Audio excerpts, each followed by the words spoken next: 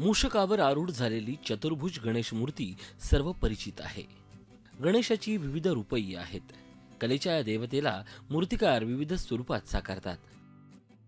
यवतमाळच्या केळापूर येथेही प्राचीन चतुर्मुखी गणपती आहे। विदर्भ आणि तेलंगणा सीमेपासून 20 किलोमीटर अंतरावर आणि पांढरकवडा या तालुक्याच्या ठिकाणापासून केवळ 4 किलोमीटर अंतरावर राष्ट्रीय महामार्ग 7 या महत्त्वाच्या हैदराबाद नागपूर रस्त्यावर केळापूर या छोटेखानी गावी श्री चतुर्मुखी गणपतीचं मंदिर आहे। येथील मूर्ती ही अतिशय प्राचीन असून पूर्वी दगडी बांधकाम केलेलं हेमाडपंथी पद्धतीचं मंदिर होतं। मंदिरात एकाच वेळेस चारही बाजूस गणपतीची सुंदर मूर्ती कोरलेली आहे। 4.5 फूट उंच असलेल्या श्रींच्या मूर्तीच्या पायाजवळ मूषक आहे।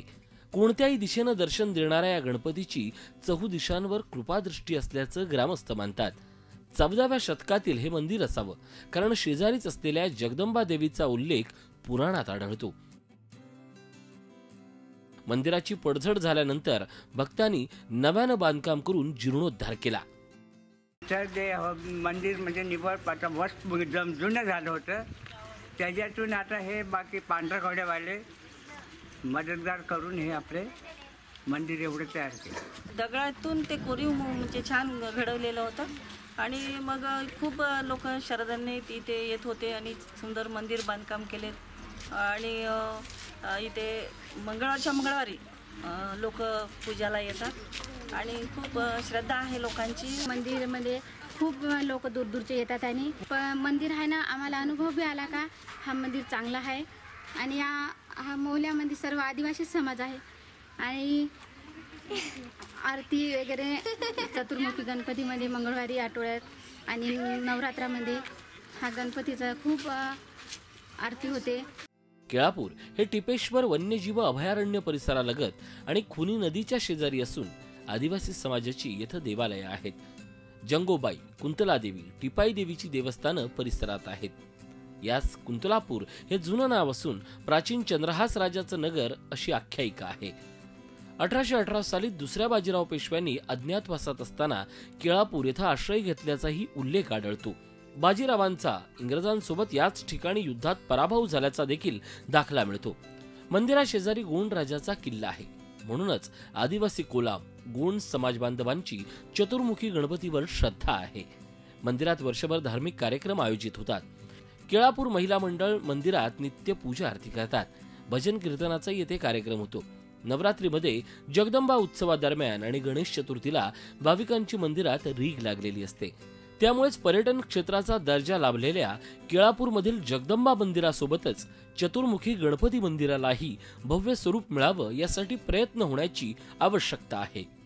मी केव्हाही केळापूरला आलो तर निश्चितच या चतुर्मुखी गणपतीचं दर्शन घेत असतो। इथे मला आल्यानंतर अतिशय प्रसन्न वाटते आणि अशी आख्यायिका की जे लोक आपल्या मनामध्ये ज्या इच्छा अपेक्षा घेऊन इथे येतात त्यांच्या त्या पूर्ण होतात अशी इच्छी आख्यायिका आहे। हे जे मंदिर आहे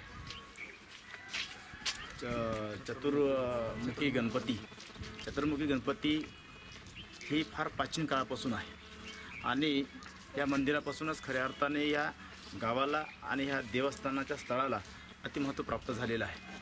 आणि या भागाचा आमदार म्हणून इको टुरिझम अंतर्गत आपण केळापूर, टिपेश्वर, चतुर्मुखी गणपती आणि जंगूबाई असे आमचे 4-5 स्थळं आहेत। या 4-5 स्थळासाठी आम्ही शासनाकडे तसा प्रस्तावही सादर केलेला आहे आणि त्या प्रस्तावाच्या अनुषंगाने आमच्याकडे काही निधी पण सध्या प्राप्त झालेली आहे। श्री गणपती विविध रूपात आणि स्वरूपात निराकार मानलेली पण भक्तांनी साकार स्वरूप दाखवलेली अशी ही देवता आहे। केळापूरच्या या चतुर्मुखी गणपतीच्या दर्शनानं भक्तांना हीच मनःशांती लाभते। श्रीकांत राऊत, झी मीडिया, यवतमाळ।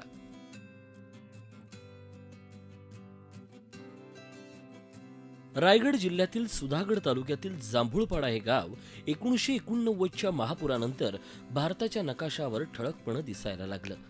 रायगडमधील असणाऱ्या महाड आणि पाली या 2 अष्टविनायकामध्ये जांभूळपाड्याचा सिद्धलक्ष्मी महागणपती हे मंदिर खोपोली पाली या राज्य मार्गावर आहे। पुन्हा मुंबई मार्गे खोपोलीला आलं किंवा एक्सप्रेस मार्गे पाली फाट्यावर आलं की साधारणतः 20 किलोमीटरवर जांभूळपाडा हे गाव लागतं। सिद्धलक्ष्मी गणपती नावानं जांभूळपाड्याची ओळख संपूर्ण महाराष्ट्रात आहे. पूर्वी जांभूळपाडा हे गाव भोर संस्थानच्या अधिपत्याखाली होतं. जांभूळपाड्यातील गणपती मंदिर हे प्राचीन स्वरूपाचं आहे.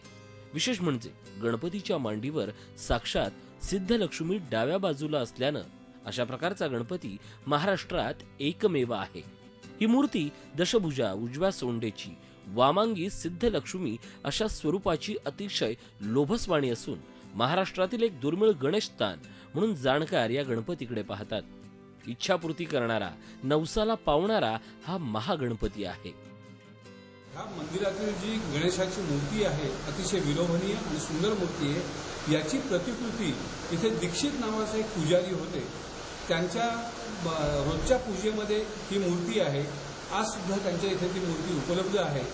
ही दशभुजा आहे मूर्ती, उजव्या सोंडेची आहे आणि डाव्या मांडीवर सिद्धलक्ष्मी आहे. अष्टविनायकानंतर 9वा गणपती म्हणून हा गणला जातो. 1991च्या महाप्रलयानंतर जी मंदिराची पडझड झाली, संपूर्ण गाव उद्ध्वस्त झाला, त्यावेळेला कैलासवासी नाना बोडस यांनी जी काही चळवळ उभी केली, त्या चळवळीतून गावाचा पूर्ण उद्धार झाला आणि गणेश मंदिराचा जीर्णोद्धार हा कैलासवासी नाना बोडस यांनी केला. अनेक भाविक या ठिकाणी येतात, आपली मनोभावाने मनोगत व्यक्त करतात आणि त्यांची ती मनोगत पूर्ण होतात. ही यातील या गणपतीची एक ख्याती आहे. 1989च्या महापुरात जांभूळपाडा या गावातील या गणपतीच्या मंदिराची पडझड झाली होती. मंदिराचे तहहयात विश्वस्त नाना बोडस यांच्या पुढाकारानं या मंदिरानं पुन्हा एकदा जीर्णोद्धारानं नवं रूप ल्यालं. खरं तर गणपती हा स्वयंभू आहे. या गणपतीची मूळ मालकी या गावचे गावकरी दीक्षित यांची. त्यांच्या घरच्या देव्हाऱ्यात या गणपतीची प्रतिकृती पाहायला मिळते. परंपरेनुसार दीक्षित कुटुंब माघ महिन्यात आणि भाद्रपद महिन्यात उत्सवाप्रमाणे गणपतीची पूजा करतात. पुराच्या अगोदर हे मंदिर लाकडी मंदिर होतं. आजही या मंदिरात जुनी लाकडाची ठेवण पाहायला मिळते. मंदिराच्या गाभाऱ्यात सोवळं नेसल्याशिवाय पूजा करण्यास मनाई आहे.